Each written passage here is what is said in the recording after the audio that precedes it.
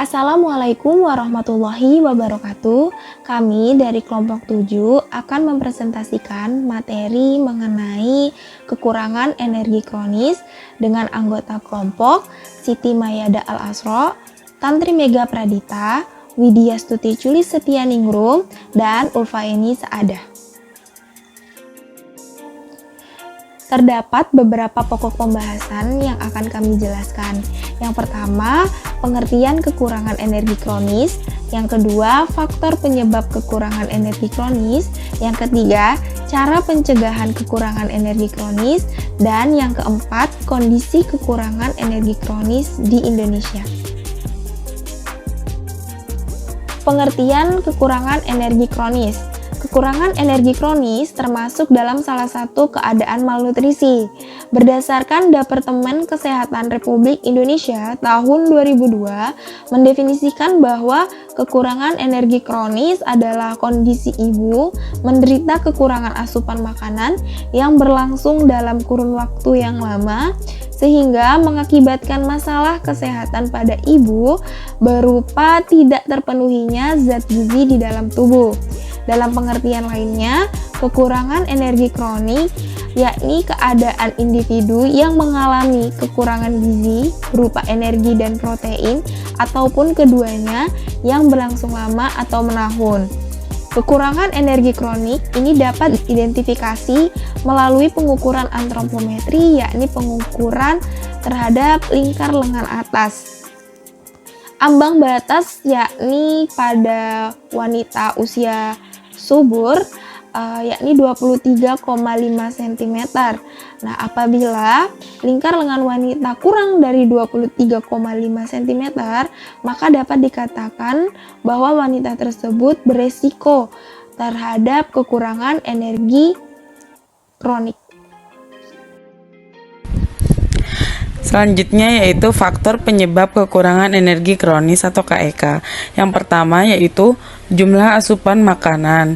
Kebutuhan makanan untuk ibu hamil memiliki lebih banyak daripada kebutuhan wanita yang tidak hamil.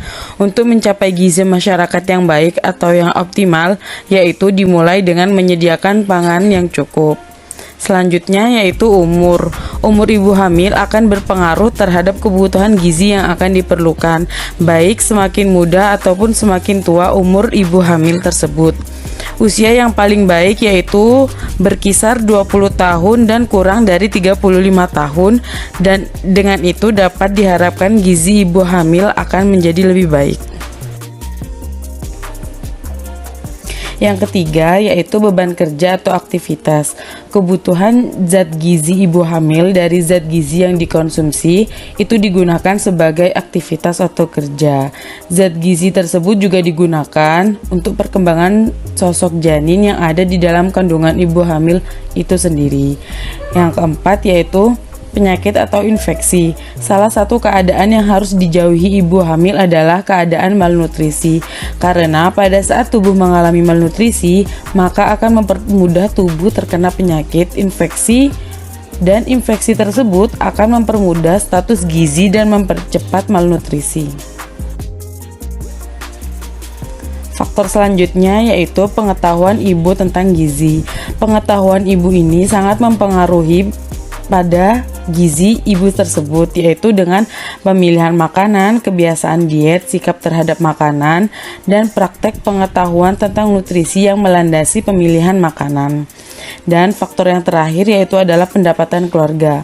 Pendapatan keluarga ini memiliki peran yang sangat penting dalam menentukan kualitas dan kuantitas makanan dalam suatu keluarga. Pencegahan kekurangan energi kronik atau KEK, mengubah gaya hidup, mengonsumsi makanan bergizi, dan juga menerapkan pola tidur yang teratur. Selain itu, membatasi dan menghindari asupan kafein.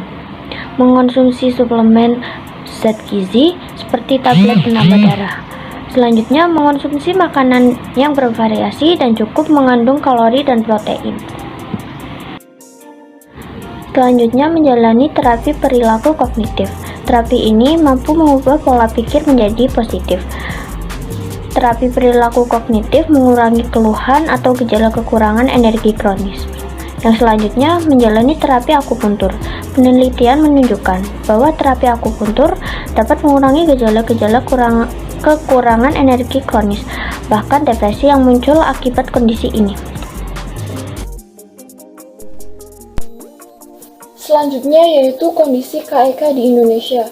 Berdasarkan riset kesehatan dasar atau Riskesdas tahun 2013, prevalensi resiko KEK pada ibu hamil usia 15-49 tahun masih cukup tinggi, yaitu sebesar 24,2%, di mana prevalensi tertinggi ditemukan pada usia remaja, yaitu pada usia 15-19 sebesar 38,5%, sedangkan pada usia 20-24 tahun sebesar 30,1%. Selanjutnya yaitu berdasarkan riset kesehatan dasar tahun 2018, prevalensi risiko KEK pada ibu hamil usia 15-49 tahun masih cukup tinggi, yaitu sebesar 17,3%. Dan presentase ibu hamil dengan resiko KEK pada tahun 2020 yaitu sebesar 9,7%.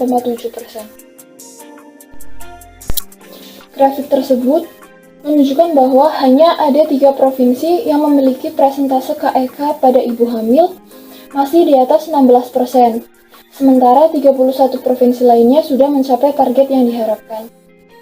Provinsi dengan presentase KEK terendah yaitu pada DKI Jakarta sebesar 4%, sedangkan dengan masalah tertinggi KEK pada ibu hamil yaitu pada Nusa Tenggara Timur sebesar 24,3%. Sekian presentasi dari kami, semoga bermanfaat. Wassalamualaikum warahmatullahi wabarakatuh.